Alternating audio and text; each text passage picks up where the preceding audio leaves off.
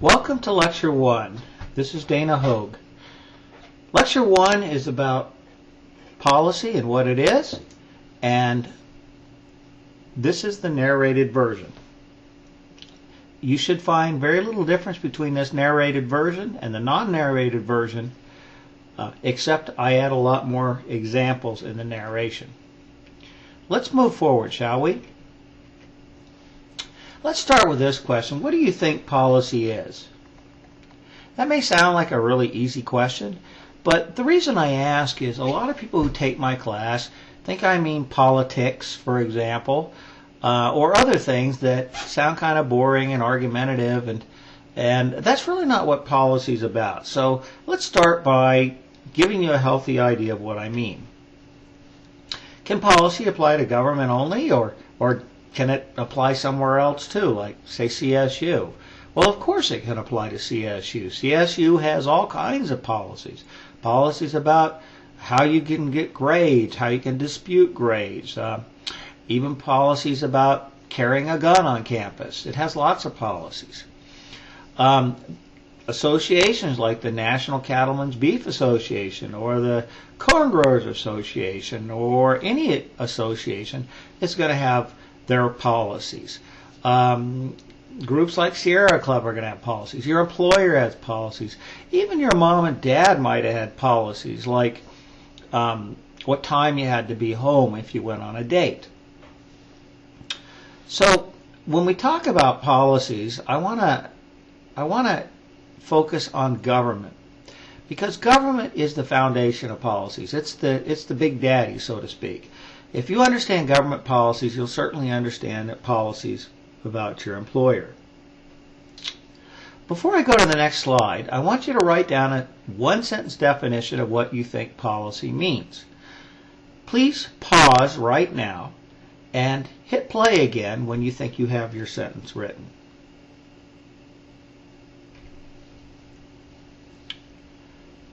My definition of policy is a plan or a guiding principle implemented by an entity, say the government, that is chosen from a set of alternatives to achieve a goal.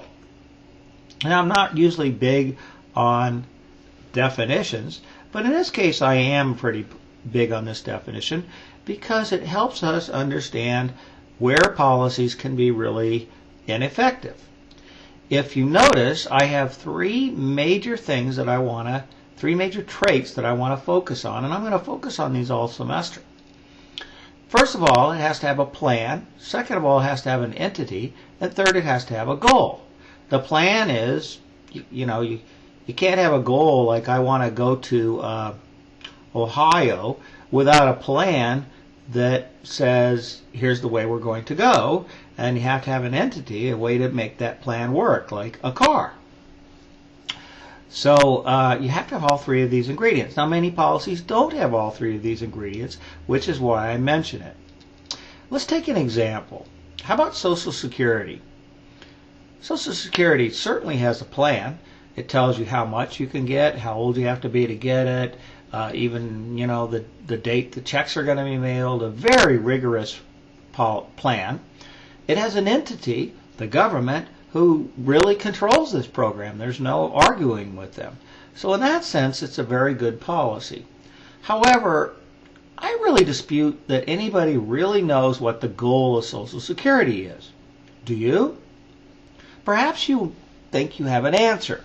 You know what Social Security is, but if I ask you to give me that answer and then defend it, how would you defend it? How do you know that's what the goal of Social Security is? Have you heard somebody articulate that Congress has decided this is what the goal is? One argument could be the goal should be what it was when they made Social Security in the 1930s. Of course, back then there were a lot of people who didn't have retirement plans, and the primary thing was to ensure there's a retirement plan. But since not very many people had it, they pretty much made Social Security for everyone.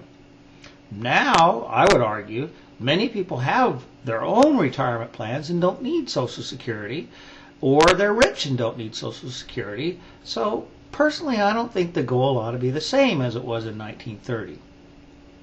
In my own view, I think it ought to be a safety net program. a program like an insurance program where we pay less in each because only some of us are going to need it. So, for example, if 30 people started the same job the same year and worked till they were 70, maybe 10 of those people wouldn't have made it because they got ill or they made stupid decisions or had bad luck.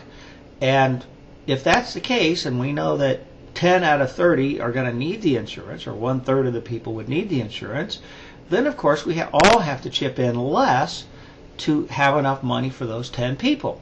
Now we all would chip in because, like any insurance, we chip in because we don't know if it's going to be us that's going to have the car wreck or somebody else. But if it's us, we collect, and if it isn't, somebody else collects. That's how I think insurance ought to be, or Social Security ought to be. But the Association of a Retired Persons, ARP, would totally disagree with me. They would say, I paid in every year or every month, therefore it's my money. Nobody can prove who's right or wrong because leadership has not gone out and made sure we have a common goal. So my point would be this: how can we talk about a plan for Social Security to save it when we don't even agree as a society about what the goal ought to be? How about you? Can you think of policies that maybe have 2 of these elements but not a third? I mean, some policies have a goal, like policies to end racism, for example, but they don't have a very good plan. Or maybe drug enforcement is another program that's got a lot of problems. Think about that a little bit as I move on. Let's talk about the policy recipe. Print the handout that I provided on RAMCT because we'll refer to it a lot this semester. We'll talk about this a little bit more, but for now, notice that there are 3 traits of the policy that I just mentioned appear on the far left of the policy recipe in a circle. We will go through each of these carefully the next few sections. We will look at the goals this week and the other 2 traits next week. In other words, we'll look at goals this week and the plan and the entity next week. So we will go through that recipe. And in a few minutes, I will talk about that policy recipe in more detail. But before moving on, let's ask why it's important to have all 3 traits. I've already articulated that the answer is that one of the 2 traits makes one or 2 traits makes for ineffective or even silly laws. What good is a law that is not enforced, or a law that has a goal but no plan, or a plan with no goal? Now I want you to do a little homework.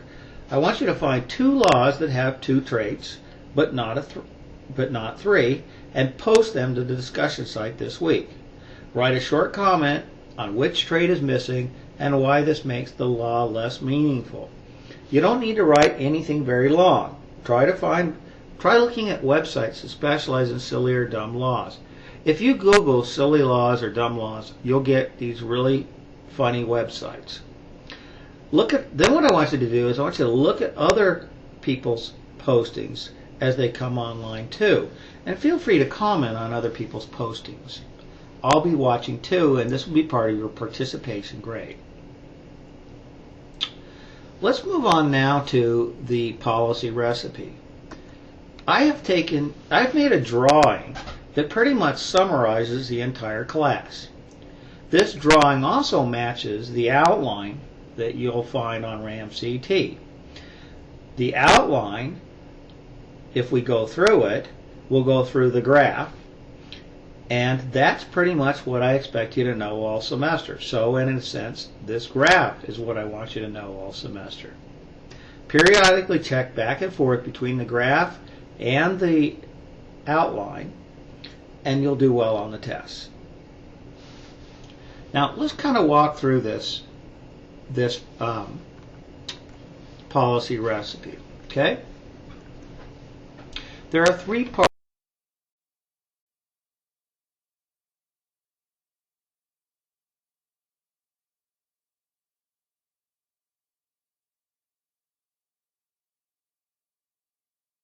Graph, And that's pretty much what I expect you to know all semester. So in a sense, this graph is what I want you to know all semester. Periodically check back and forth between the graph and the outline, and you'll do well on the tests. Now let's kind of walk through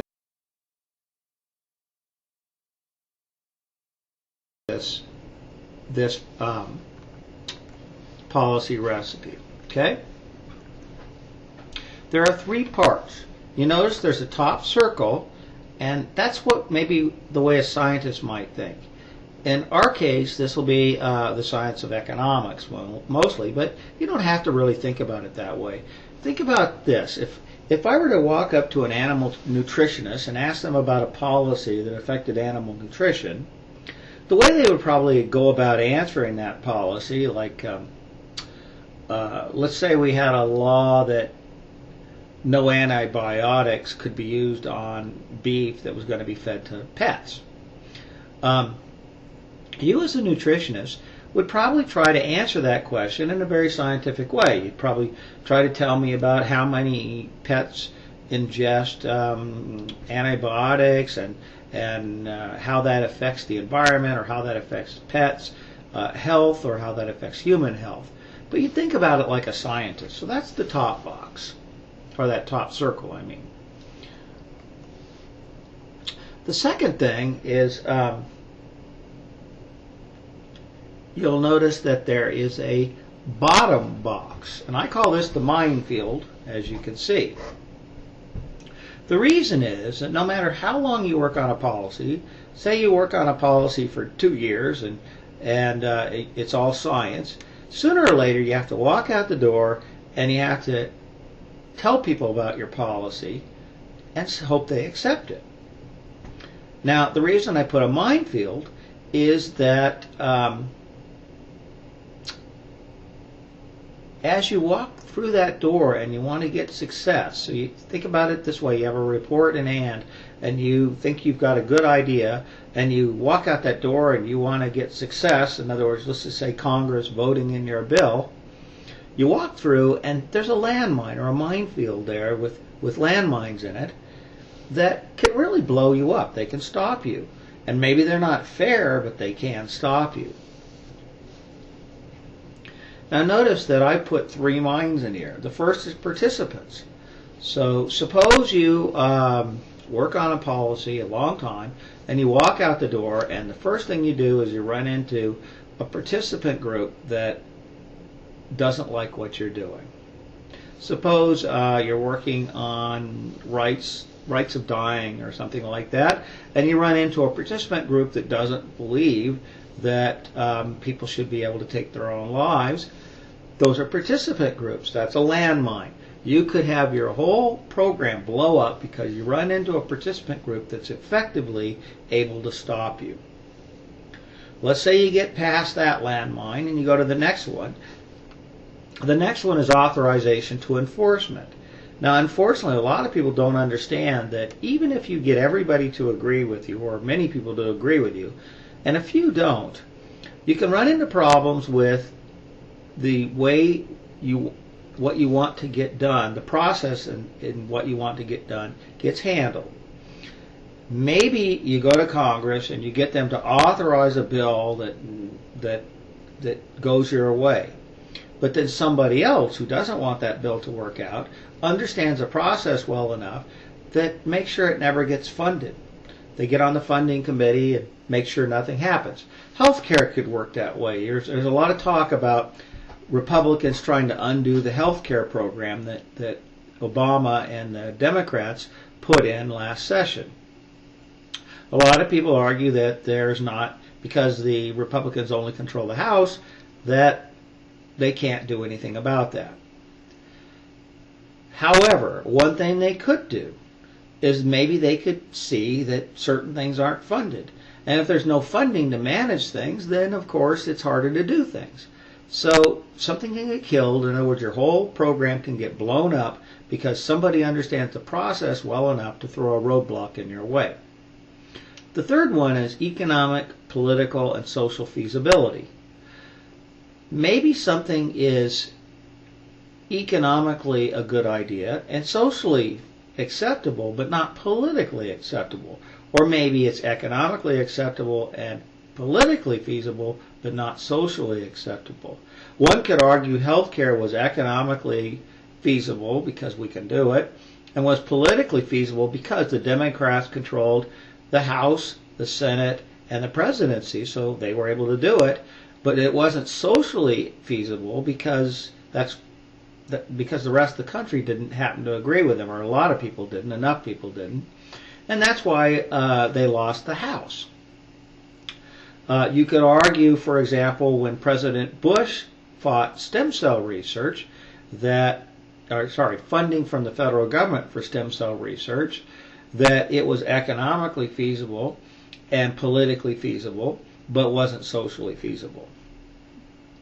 You could argue that gay marriage, for example, is economically feasible and socially feasible as the percentage of people that approve of gay marriage or aren't bothered by it goes up, but isn't politically feasible because there's still enough people that would fight it politically that it would be hard to pass. At any rate, imagine again that you are done with your scientific analysis, and the next part of policy process is you have to get through this minefield. It's not about whether you're right or wrong, it's about having to get through these big hurdles. That's why the third part of the policy recipe is indicated by that orange bracket, shows the strategies that you might use to get through the minefield. If you walked out of a door metaphorically with your report in hand and you saw a minefield metaphorically sitting in front of you, you would have to get a strategy. How am I going to get to the other side? You might use, if it was a real minefield, you'd use some sort of device that detects mines and you'd work your way through the minefield. In this case, I've given you 3 different ways to approaches that you can work your way through a minefield. You'd do the same thing. You would look ahead, and instead of looking for landmines, you'd look for participant groups that might really want to stop you. And you'd ask yourself, before you went into that landmine field, how do I work with those participants? How do I get around them, or how do I change their minds, or how do I stop them from being effective? Just like planning for a landmine. Now, the 3 approaches that I've given you are ethnocentric or altruistic, which essentially means, for example, if you run into the participant that is against you, you make an argument to that person that they should be altruistic and let you through because they should care about your cause, and you try to convince them that your cause is a good enough cause that they should allow it even though they maybe don't care for it. A second approach is a social contract approach, and in that approach you try to convince the participant that they're actually better off with this program, even though they may not have thought so. And if they allow the program to go forward, it's like a contract. You let me do my program and I will give you something in return. Now, the third one is called public choice or political economy. And in that sense, what happens is, if I run into a participant that disagrees with me and I can't convince them that it's altruistic or that there's a good social contract, then maybe what I'll do is I'll just overpower that person. The public choice or political economy route says, let's not worry about what's right and wrong. Let's just understand the political system and the way to manipulate public and so forth well enough that I can work around that person, club them and get them out of my way. Now, let's talk a little bit more about each of these circles. And again, don't worry if you're not following everything right now, because when we get done, as we move through the semester, we're going to be talking about each of these in detail. Let's start with the circle. The circle in the policy recipe on the far left has my 3 parts of the definition of a good policy: a goal, a plan, and an entity. And again, we're going to go through each one of those as we go through the semester. Let's start with goal. Notice as I move from goal to efficiency and equity, these are the official, so to speak, objects or goals that society should be interested in: equity or efficiency. Now, I'll talk about why that is later, but let's just leave that for now as is. Now, notice between equity and efficiency, I have the word filter written. The reason I have the word filter written is that even if you agree that equity and efficiency should be the goals of society, we're never going to agree, all of us, about what those ought to be. There's a filter, if you will, that makes you and I each see equity differently. For example, how you were raised, whether you're a girl or whether you're a boy, whether you're rich or whether you're poor, whether you're from the South or the North, all those sorts of things filter your view of what you think is fair or even efficient. So we'll talk about those value filters, but the key thing that makes this really interesting is that society, when it sets goals, has a really hard time because we can't even agree on what's fair. We'll talk about how to handle that later. Now, that's goal. If I take entity, we're talking about the government. Notice as I move from out on this axis for entity that it goes through market failure and government failure.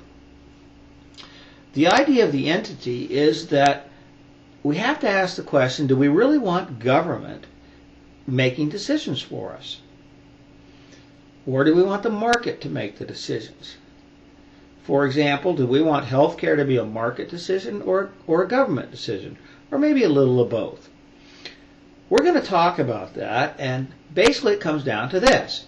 If the market is failing to do its job, maybe we want the government involved. If the government's involved and it fails to do its job, maybe we want the market to do it. So if whatever is going on is run by the market and the market has a lot of market failure, we may move toward government. If the government is currently running it and there's a lot of government failure, we may move toward market. We'll talk about that again in more detail at a later time.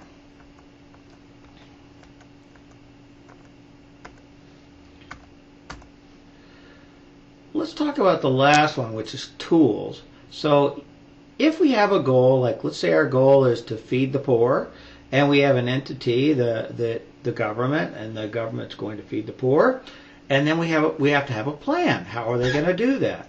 The plan is going to have a set of tools, which I don't list any here, but we'll discuss tools like taxes, regulations, subsidies, and so forth.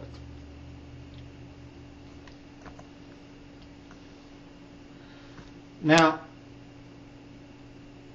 I'm not going to talk about the second parts of the policy recipe at this point.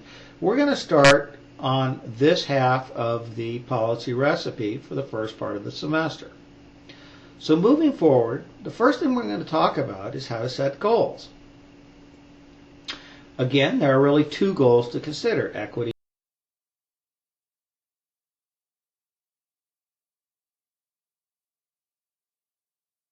and efficiency. Efficiency just simply means, think of it as the size of the economic pie. More efficiency means more pie for everyone. Now, economics might sound like too narrow a definition for you, so let me put it this way.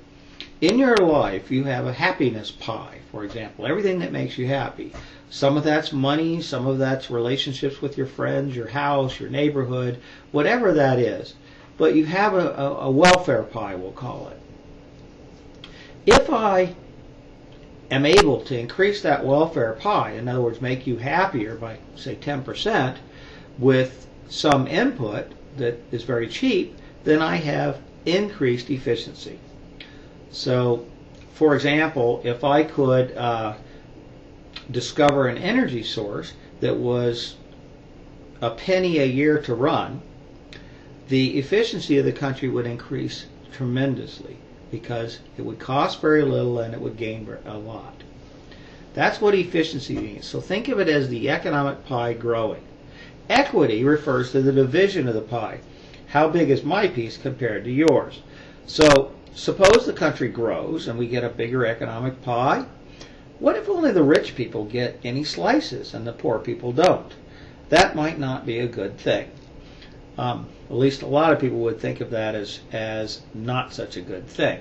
So equity is really asking the question, is the economic pie divided fairly?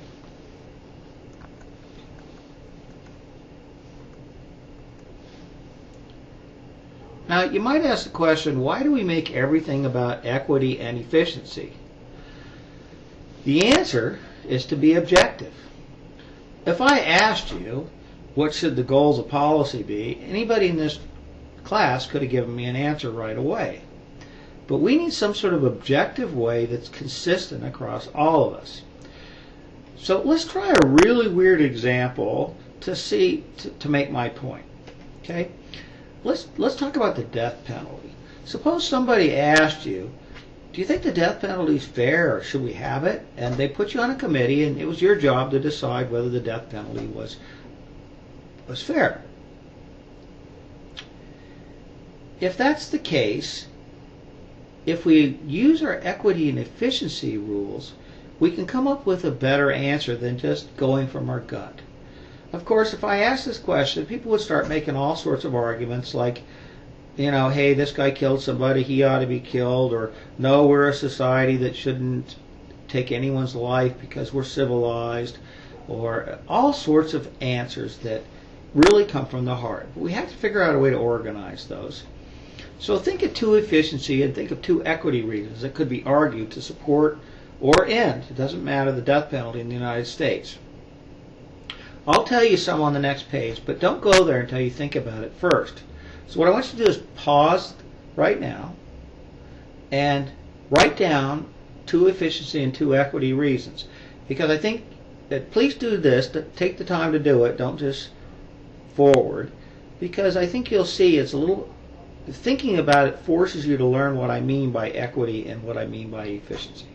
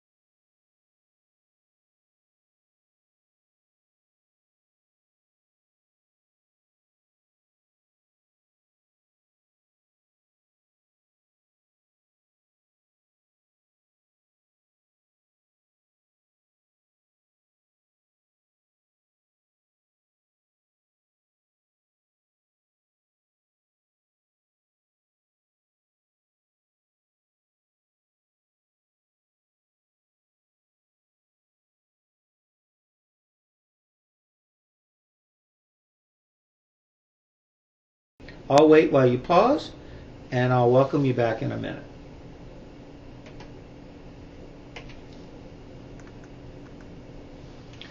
Welcome back. If we say the death penalty is a deterrent to murder, for example, in other words, if we have the death penalty, less people will do murder, we could all spend less time on our own protection. Think about all the waste that would be created if we had to protect ourselves from killers. We would buy guns, we'd put bars on our windows, we'd travel less, etc., all of which would drag down the economy. So again, suppose anybody, there was a lot more murders going on because we didn't do anything about murder. And I know that's not the case, but let's just take that extreme. Then the economy would just be dragged down because of all the waste it would create. That means efficiency is one argument for the death penalty. Now, I realize some people argue that the death penalty really isn't a deterrent to murder, but we're not going to debate that right now. Suppose it were, then that would be an argument for efficiency. From an equity standpoint, an economist might look at the economic cost of murder on all citizens.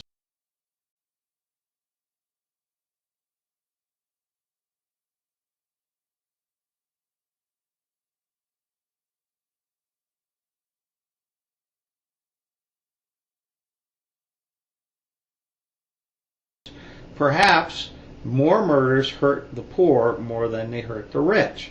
So from an equity standpoint, you might say, well, I'm pro-death penalty because murders happen more to poor people than they do rich people, and we really need to help protect them because they're the ones that are hurt most by this. Of course, you could turn that around and say most people convicted of murder happen to be poor people, so maybe we shouldn't have the death penalty. Those are equity arguments.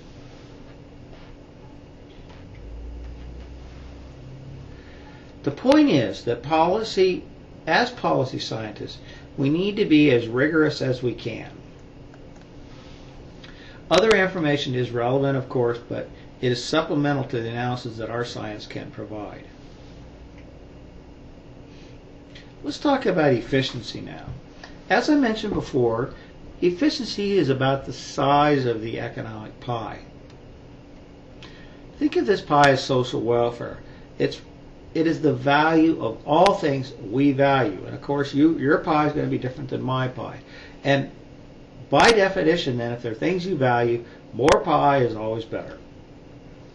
We define efficiency simply as output over input. That is output per unit of input. For example, if we look at corn yields are 250% higher now than they were 50 years ago. So a field that 50 years ago yielded 100 bushels per acre, that would be 100 for output and 1 for input, would now yield 250 bushels, that's 250 for output and 1 per input. Thus, efficiency went up from 100 to 250%. So it went up by 150%. Now, it's important to see here that efficiency can be increased by making inputs more efficient or by making output more efficient. So, for example, breeding corn that grows faster is on the output side, but learning how to apply methods that apply fertilizer more effectively are on the input side. So if I reduce the input needed to get a certain output, that increases efficiency. Or if I reduce the output for any given amount of input, that increases efficiency. We've had a tremendous success with this in America and in American agriculture.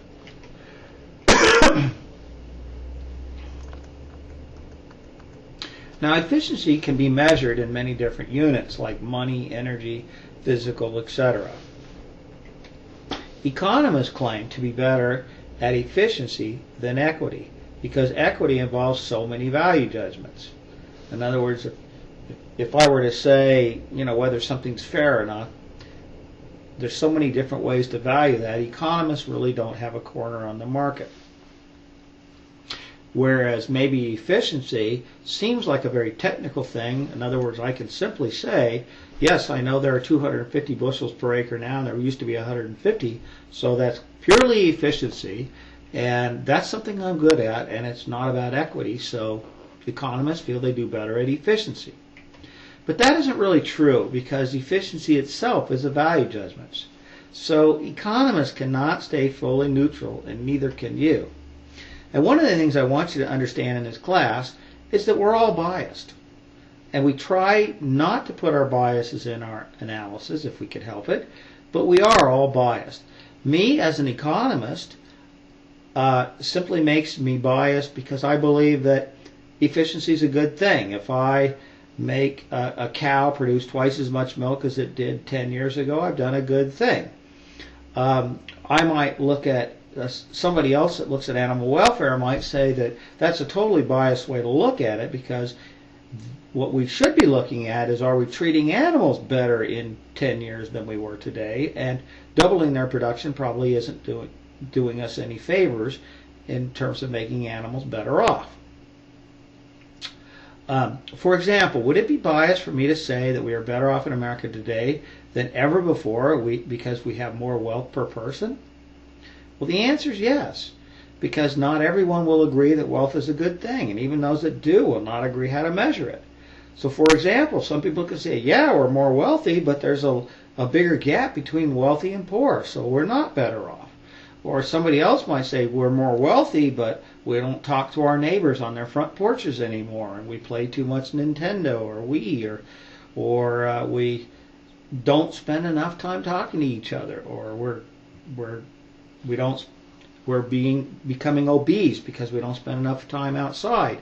So it's really hard to say that efficiency is not heavily tied or closely tied to equity. So keep these separate, equity and efficiency, but just understand that they are tied together as well. Sometimes, for example, we might make something less efficient on purpose because it makes something else more equitable.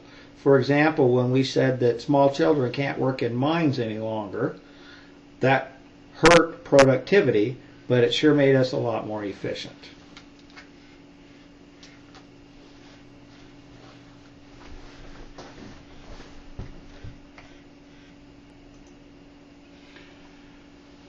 Let's talk a little more about equity. The way our economic pie is divided matters as much as how big it is. We don't want one person getting too big a slice while somebody else only gets a sliver. But let's talk about the kinds of equity there are. There's two kinds. One is spatial, that's across space, and the other is temporal, that's across time. So when you think about it, well, let's define them first. Spatial refers to the division across space. How are benefits of the policy divided across states, across gender, across ethnicity or age groups, etc.? Temporal refers to the division of pie across time. How is wealth divided over time? People that argue for sustainability, for example, are concerned that this generation is getting more than their fair share of the planet's bounty. So basically, when you're making a policy, you have to be concerned about whether it's equitable. And there are a lot of ways to ask that question. Again, if you say the federal government does a policy and everybody in America on the East Coast benefited, everybody on the West Coast didn't, you might argue that's not very fair across space. Or if old people gained and young people didn't, you might argue that it's not fair. The temporal one, again, is like we have to make sure that we don't ruin the planet for the next generation. So, for example, if I was the type of person that wanted as much as I could get out of my lifetime, and I could say, well, I'm going to go ahead and ruin my land or ruin the environment. It doesn't really matter as long as, I'm going to just use it up so that when I die, I had a much better life than if I didn't use it up. People would argue that wouldn't be fair to the next generation. So equity can be divided again into these two different categories. Let's take an example, though, because equity is kind of tricky. I mean, it's a word that isn't exactly obvious what it means. So here's a little example. Below is some real data on how income is distributed in the United States. Now, notice the lowest 20% get 5% of the income and the highest 20% get 45% of the income. If I were to graph this, you can see by the red pen that by the blue line would be perfect equality. So for example, if I draw a point from, let's just do it 60%, if I draw from 60% to the blue line and then down, it would mean 60% of the population get 60% of the income. If I draw any other line, like from say 20% of the population get 20% of the income. That would be perfectly equal distribution of money. But I've graphed the previous chart and it follows this kind of curved yellow line here. And you can see that the first 5% of the population, or sorry, 20% of the population only get about 5% of the income. The next 20% get another, say, 15% of the income on top of that. And the next 20% get another, say, 20% of income on top of that. So 60% of the people, 60% only get around 30% of the income. If I go up to 80%, 80% of the people only get around 55% of the income. And the remaining 20% get the rest. So 20% get, this 20% get 45% of the income, and the 80%, the rest of us, the 80, only get 55% of the income.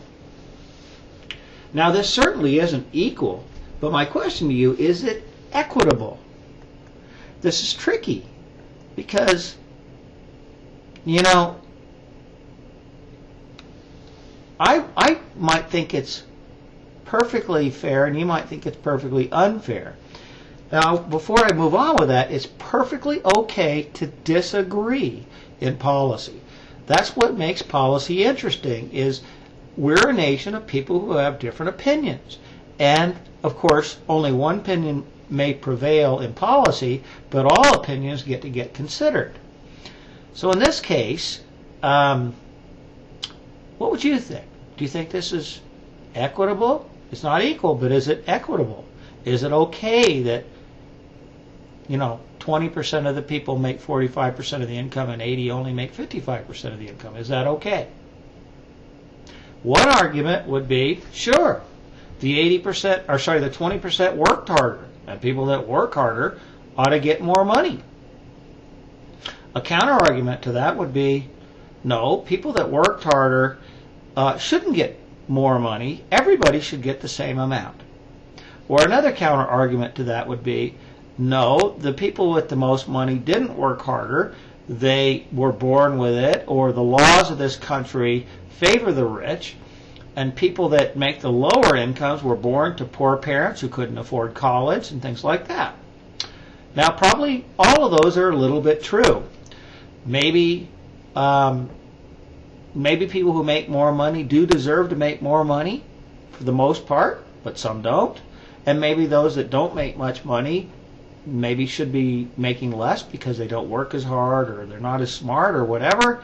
But a lot of them really didn't have the chance to make more money either. So whether this is equitable or not, the income distribution in America is debatable. Let's move on. We can say that there are at least 3 reasons that people don't agree about what is and what is not equitable. Now, I'm using these words, facts, values, and beliefs, in a different way than you're used to, so please be careful that you understand that. The 3 reasons that, these are the things that go in that value filter, by the way. The reason I might think differently than you come down to these 3 things. The first is facts. Some people just don't have the facts. So, for example, if you and I have different goals about, or different perceptions about what's equitable or efficient, it may just be that you have a lot of facts and I don't. My facts are just all wrong. I might think, for example, that a program unjustly affects the poor, and you might explain to me that I had it all wrong. And that happens a lot. And in fact, that's probably the approach most people try to use when somebody doesn't agree with them, is you approach them and you say, hey, I have the facts and you don't, and let me explain the facts to you, and then of course you'll think just like me. This is one of my pet peeves. That's a good approach to start with, but don't assume that people that don't think like you don't have the facts. Many of the time is the time that I've approached somebody that didn't think the way I did, and I simply dismissed them as not having the facts, and I learned quickly when I tried to argue with them that they had the facts plenty, maybe as better than I did. So the first step is a good one to start by asking whether your facts differ, but be aware that maybe people have the facts just as well as you do. The second one is beliefs. Some people believe that, in this case, I don't mean beliefs like religious beliefs. I mean a belief is that I believe something to be true. So some people have a belief about the facts, but they are not correct or corroborated.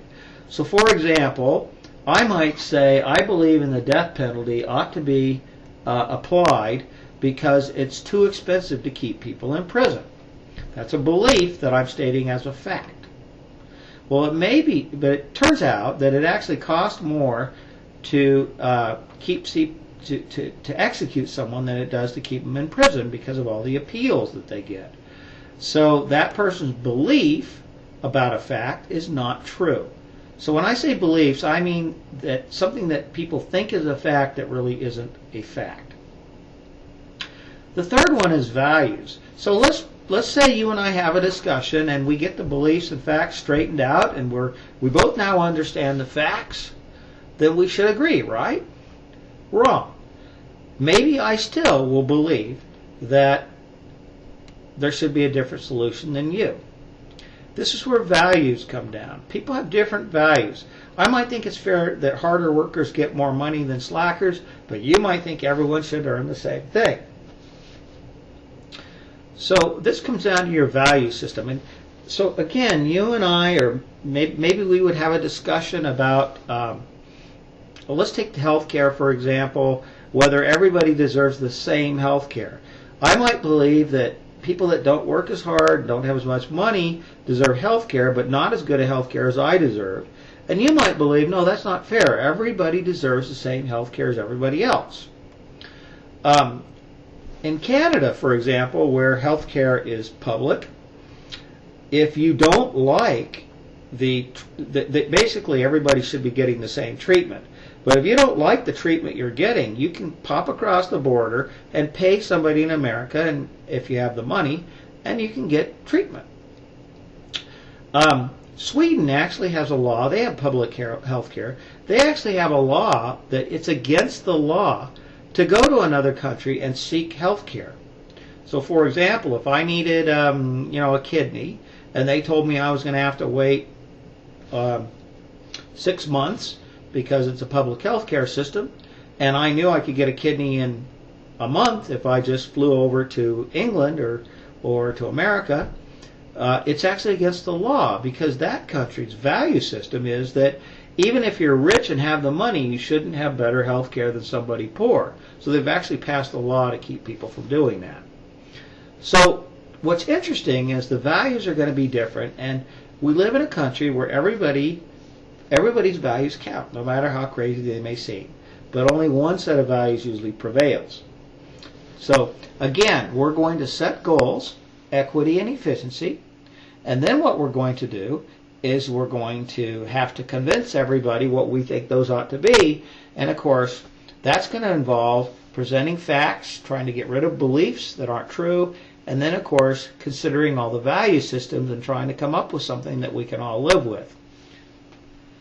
Well, that's the end of this. So we've gone through now the goals section. We've defined the policy recipe, and we've done the goals section. We'll pick up next time on the other parts of the definition, the entity, for example. We'll see you next time. Thank you.